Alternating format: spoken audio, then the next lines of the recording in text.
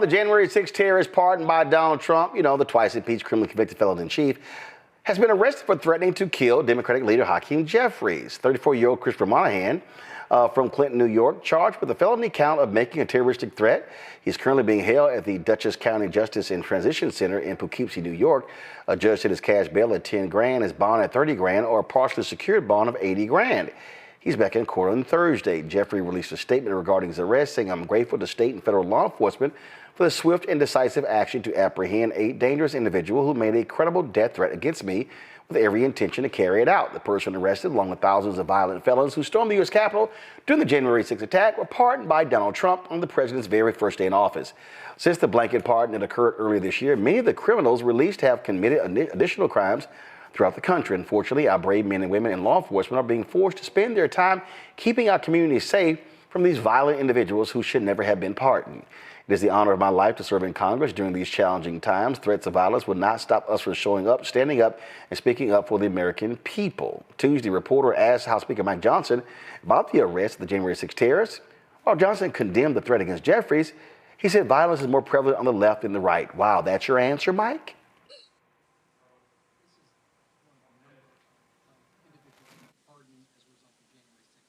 Who have been rearrested on various charges. Did President Trump make a mistake by just offering a blanket pardon for every single person that was convicted as a result? I don't know any of the details of this at all. I don't know who's been alleged to have been involved in this. I will say that anybody who threatens political violence against elected officials or anyone else should be have the full weight and measure of the Department of Justice on their head. I trust that will happen. I hope it will. We are intellectually consistent about that, obviously. I will tell you this. The violence on the left is far more prevalent than the violence on the right. Don't make me go through the list. You all know it. All of these Here we go. All right. That pivot. That was a quick pivot there, Niambi. It's like, can you stay on topic? And then we're being intellectually consistent. There is nothing intellectual consistent, Niambi, about these fools when it comes to violence. They let Trump pardon these people, and they said nothing.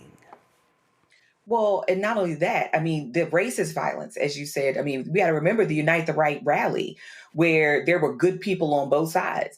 The guy who went into, the pizza shop here in D.C.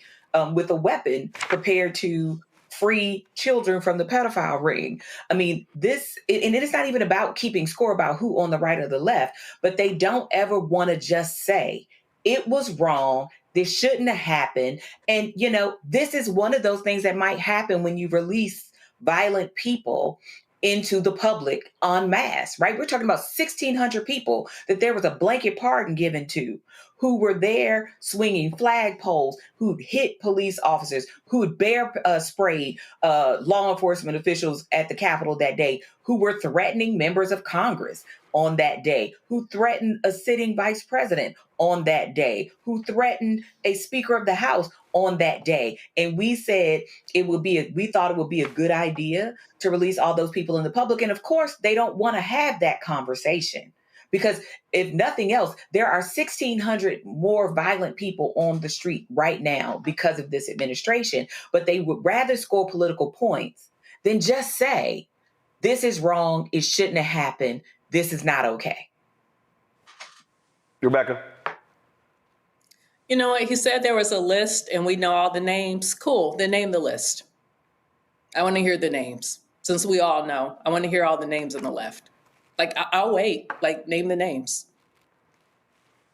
And it'll be a short wait. Larry? Roland, real quick, is a reminder. A couple of years ago, then FBI director testified that, white domestic terrorist violence was the #1 issue in this country. Yep. So there's that. Yep. White people. White people. Hello. I'm Isaac Hayes III, founder and CEO of Fanbase, and I'm here with a very important message. We are at a turning point in the Black community where we must have equity in the apps we use that scale to billions of dollars. But this time, we own the infrastructure, we own the culture, and we shape the future. And Fanbase is the future. Fanbase combines the free functionality of Instagram, TikTok, and YouTube into an all-in-one platform built for the evolution of social media and monetization. With over 1.4 million users, that's real proof that we are shifting the conversation of tech ownership and equity for creators. So right now, I want you to go to startengine.com/fanbase and invest today. The minimum to invest is $399. That gets you 60 shares of stock in Fanbase at $665 a share. This marks a turning point in Black ownership of social media. If we don't take this opportunity to own social media right now, we will always be customers to our own creations. And that can't go on. So once again, go to startengine.com/fanbase and invest today. We must own the platforms where our voices live, our stories matter, and where our culture drives the world. Thank you.